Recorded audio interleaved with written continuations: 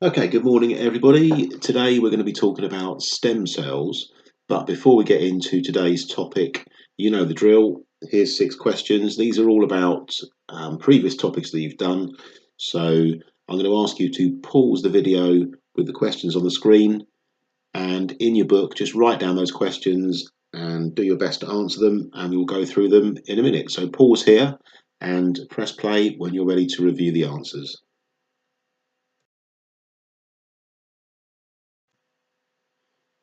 Okay, so let's go through the answers to those questions. So the first question was, why can an electron microscope detect smaller structures in cells than a light microscope? And the answer to that is that an electron microscope has better magnification and better resolution. So tick that off if you got that. If not, make a note of that answer. Question 2 said, in which part of the plant cell is cell sap stored? So cell sap is stored inside the vacuole of the plant cell. So correct that or tick that, hopefully tick it. So question 3 says, it actually says if a material, but I think that should say is a material that melts over a range of temperatures likely to be a mixture or a pure substance. And the key thing to remember here is that a pure substance tends to have a fixed melting point. So if it's a pure substance, it tends to melt at one temperature and the whole substance will melt together. So if it's melting over a range of temperatures, that is a clue that what you're dealing with is not a pure substance. You've actually got a mixture of substances, and that is why it will melt over a range of temperatures. So the answer to number 3 is a mixture. And that leads us into question 4, which asks you, what is a mixture? So a mixture is when you have different elements or different compounds, but they're not chemically joined together. So as soon as you chemically join different atoms together, you have a compound. So a mixture is something that's not chemically joined together. Question 5, is energy a vector or a scalar? So scalars, remember, have only a magnitude just being the size, the number. They have a unit, but they don't have a direction. Vectors have a magnitude and a direction. And energy does not have a direction. It doesn't make sense to say 50 joules to the left. That would not make sense. So energy only has a magnitude or a size, and so it is a scalar quantity. Last one here, question 6. What does a horizontal line on a distance time graph show? So if you think about distance time graphs, if you have time running along the bottom along the x-axis and distance on the y-axis up the side, a horizontal line from left to right would show time moving along from left to right. But because it's a horizontal line, there would be no change in distance. And if there's no change in distance as time changes, whatever object that graph is describing is not moving. So the answer to question 6 is a stationary object.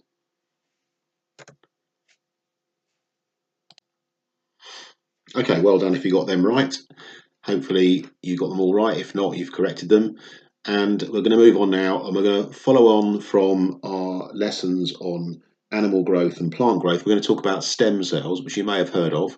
So on the screen now, there is a definition of stem cells. It's quite straightforward, one sentence really. So just pause here, just put yourself the title, what is a stem cell?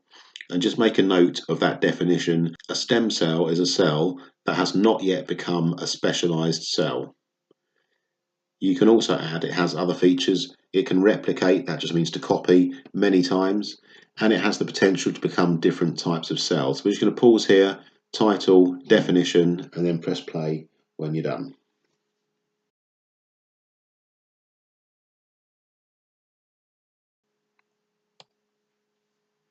Okay, so stem cells are very special types of cell. They have an incredible potential to change, develop into different types of cells in the body. So your body is made up of hundreds of different types of cell, and a stem cell can effectively change itself into any of those types of cell. Now there's three questions here. They have two important features. What are they?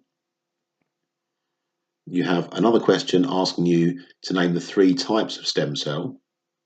There's an extension there as well to describe them. And number three, name three uses of stem cells in research.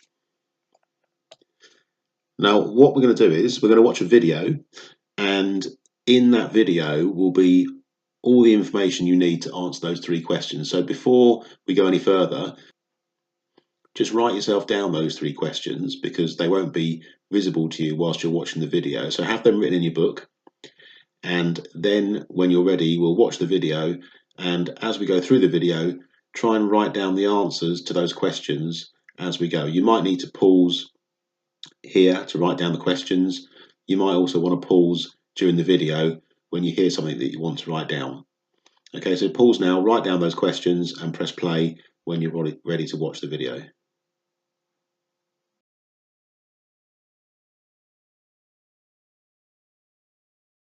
Stem cells are a special type of cell. They have the incredible potential to develop into different cell types of the body.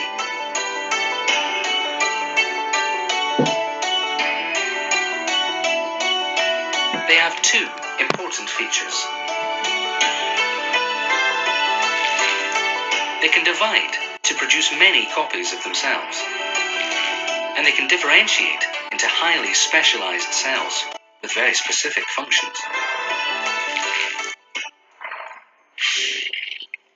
There are three types of stem cell.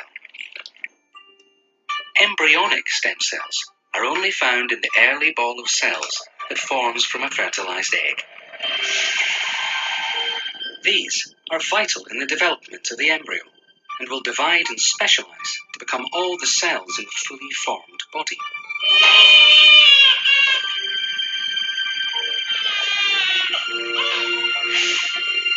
After 8 weeks, most embryonic stem cells will have become irreversibly specialized into particular cell types. The fetus still has some stem cells. Their ability to specialize is less than that of the embryonic versions, but greater than that of adult stem cells. Fetal stem cells are not used in research. Adult stem cells are found in many tissues and organs, like the gut, bone marrow, and the heart. They normally act as an internal repair system, dividing to replace dead or damaged cells when needed.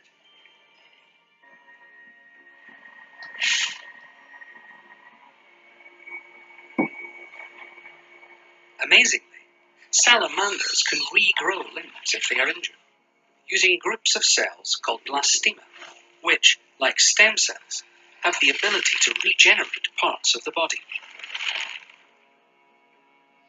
Already at 24 hours, those cells are beginning to go down this regeneration pathway, and this is only about 10 days later. Right. So it's very, very much like stem cells. They have the ability to remake the basic pattern of the limb. That's the same as what happened when you were an embryo. If scientists can harness the ability to marshal the body's stem cells, it could be an invaluable tool for medical use.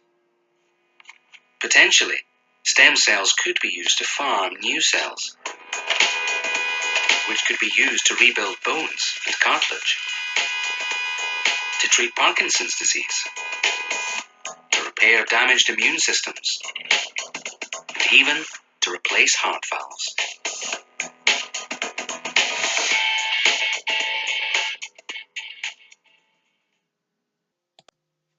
Okay, so the first question you were asked was to identify two important features of stem cells. So hopefully you've got written down that they are able to divide and produce many copies of themselves. That's the first important feature. And the second important feature is that they can differentiate into highly specialized cells with very specific functions. Remember, differentiating just means to change into a different type of cell. And the second thing you were asked to spot in the video was that there are three types of stem cell.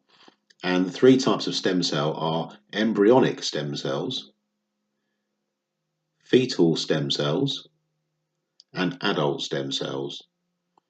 And there are also on the screen there are descriptions of those three types of stem cell. So you may have chosen to do that extension task. If you did, just pause here.